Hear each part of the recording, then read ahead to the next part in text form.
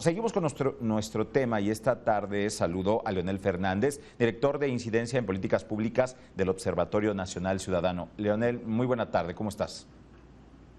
¿Qué tal, Adán? Muy buenas tardes a ti y a todo el auditorio. ¿Qué tal te va? Gracias, bien.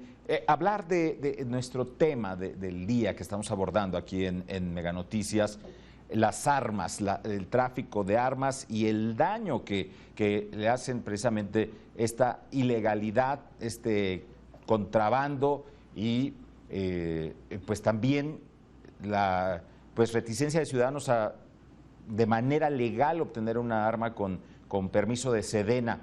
¿Ante qué problemática estamos? ¿Qué ha dejado estos años de esta introducción ilegal de armas en nuestro país, Leonel?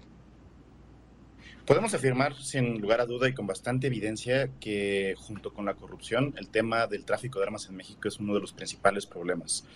Porque este no es solamente un delito por sí mismo, no solamente es el hecho de que las personas puedan adquirir armas de manera ilegal, sino que es la herramienta básica, podemos afirmar que la materia prima para la comisión de prácticamente todos los otros delitos. México tiene una tasa de víctimas de homicidio por arma de fuego bastante alta con respecto a otros países, inclusive Estados Unidos, a pesar de lo que vemos ahora en el caso de la primaria en Texas, de alrededor del 80%, es decir, entre 7 y 8 de los homicidios en México se cometen con arma de fuego. Y esto hemos visto que ha avanzado. Alrededor de 1997, 2000, al principio del siglo, cuando se empezó a medir el tema de incidencia delictiva, hablábamos que solamente 4 o 5 de cada 10 homicidios eran cometidos con arma de fuego. Ahora vemos que esto está aumentando de una manera rápida, junto con la misma tasa de crecimiento del homicidio.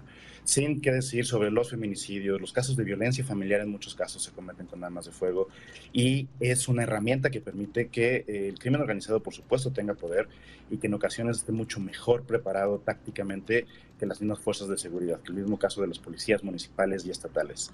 El reducir realmente este problema, el implementar políticas públicas para reducir desde la entrada de las armas de fuego, ni qué decir de la compra y del tráfico interno, sería un primer paso, un necesarísimo primer paso para poder empezar a combatir de manera real, más allá de estrategias que solamente se refiere al nombre, al cambio de nombre e instituciones, para combatir de manera real el tema del crimen organizado, que por ahora es el que más afecta a nuestro país. Sin embargo, vemos que la gran mayoría de las acciones están encaminadas simplemente a los famosos trueques o cambios de armas en algunas de las ciudades y nada más. No vemos que existe una buena política que tenga un involucramiento profundo de las aduanas, de entender cuáles son las rutas de tráfico, de entender cuáles son los puntos calientes en donde se venden y poder hacer acciones relevantes al respecto. Mientras no veamos un cambio de paradigma en la política pública respecto de las armas, va a ser muy complicado que la violencia baje en nuestro país. Oye, Leonel, ¿y por qué parece, o todo indica que a nuestro socio principal y Estados Unidos y que tenemos una frontera enorme con ellos, como que parece que no le interesa frenar este contrabando y tráfico ilegal de armas? Ellos son los principales proveedores de armas que entran de manera ilegal a nuestro país. ¿Por qué parece que no le interesa? Le interesa mucho que no haya tráfico de aquí hacia allá, pero de allá hacia acá no parece tocarse mucho el tema. Aquí tenemos que entender que la capacidad de lobbying de la Asociación Nacional de Rifle, que es la organización principal que Ujú. aglutina a todos los constructores, proveedores y vendedores legales de armas en Estados Unidos, tiene un poder bastante fuerte en el Senado de Estados Unidos. Lamentablemente, las armas entran de Sí. manera ilegal a México, pero se adquieren de manera legal en Estados Unidos, se mueven de manera legal. Es bastante fácil, lo hemos visto con la lamentable tragedia en Texas, que un muchacho de 18 años con problemas probados de salud mental, de depresión, puede adquirir armas de alto calibre, armas de asalto, que en México diríamos que son de uso exclusivo del ejército, de una forma prácticamente anónima. De la misma forma se hace la gran cantidad, las miles y miles de armas que llegan a nuestro país. Se consumen de forma legal, se adaptan de forma legal, pero pues no hay un ingreso ni un control de ingreso. Mientras este lobbying tan fuerte siga en Estados Unidos, va a ser muy poco probable que nuestro vecino del norte tenga interés en disminuirlo. Lamentablemente, así como en muchas partes del mundo, incluido nuestro país, la polarización de la política norteamericana tiene un papel fundamental, juega un papel importante en esta decisión. Ya existen algunas leyes que están ahí on hold en el Senado de Estados Unidos esperando ser ratificadas, pero los 50 senadores republicanos que tienen asociación y tienen hasta una calificación que la Asociación Nacional de Rifle les otorga, pues están protegiendo sus intereses políticos.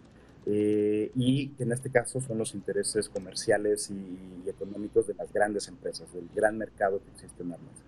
Mientras no estén dispuestos a sacrificar cierta parte de esta cuestión política y esta cuestión empresarial o comercial, pues seguiremos pagando el costo principalmente los mexicanos.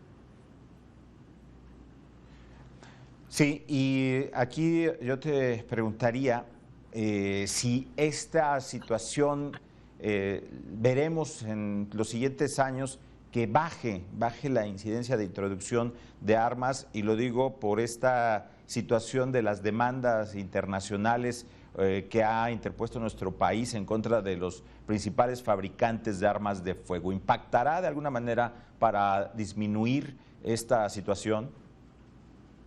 A corto plazo vemos que es difícil.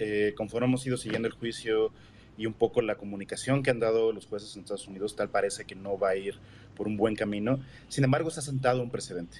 Y es importante entender que este precedente ha resonado en Naciones Unidas, en la Oficina contra la Droga y el Delito, en la Convención del Tratado de Crimen Organizado, contra el Crimen Organizado, y puede ser que a un mediano o largo plazo veremos que este tipo de acciones se repliquen, tengan más fuerza e incluso se pueda replicar internamente. Es mucho más fácil que si una de este tipo de demandas sucede en Estados Unidos, tenga mucho más impacto para poder disminuir. Lamentablemente no vemos que esta sola acción vaya a disminuir a corto plazo. Mientras no existan controles más estrictos en México, en las aduanas principalmente, y en la identificación de rutas, una política pública específica al respecto, vamos a ver que los próximos 5 o 6 años va a ser difícil que veamos disminuir ese tráfico. Lamentablemente no es cuestión de hacer o utilizar la tragedia como un trampolín para mejorar política pública, pero si la tragedia en Texas no es suficiente para que los legisladores norteamericanos realmente cambien su opinión al respecto, y para que en México nos demos cuenta que de mantenerse este esquema de proliferación de armas podemos estar en casos similares en no mucho tiempo, pues no veo lamentablemente por dónde pueda mejorar esta parte.